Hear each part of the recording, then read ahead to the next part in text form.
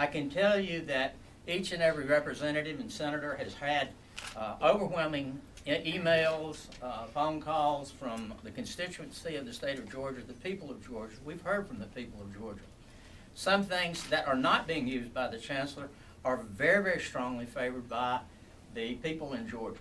And I'm specifically referring to cutting income, cutting salaries of high-paid employees. I think what you're going to find over the next week or so when we make these recommendations is an effort that when we work together on this, you'll see us working with the Board of Regents, the Chancellor's Office, and the House and Senate, and we'll come up with something significantly better than the drastic cuts that were laid out. I think we'll find a balance in this system that will continue the excellence in education we have in the state of Georgia in higher ed.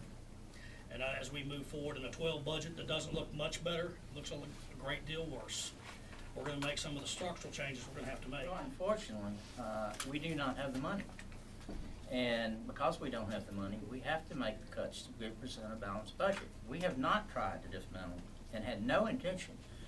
These recommendations that you just heard, those are the region's recommendations.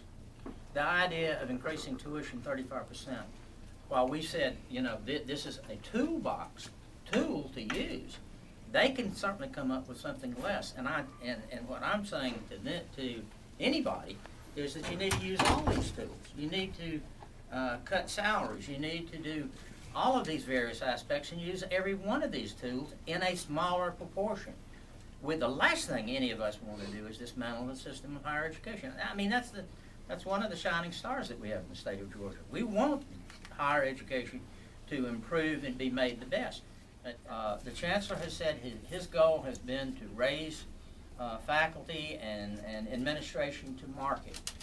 Well, you know very well when you are at market, and when the market contracts, industry reduces the salaries.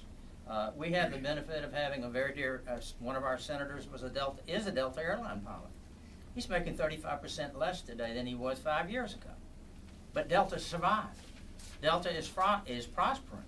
But the point is it requires shared sacrifice, and the message that the presidents and that I say to the presidents and I say to the chancellor is, share that sacrifice, because I don't want it all on the backs of the students. I don't want it all on the backs of individual programs. I think it needs to be shared.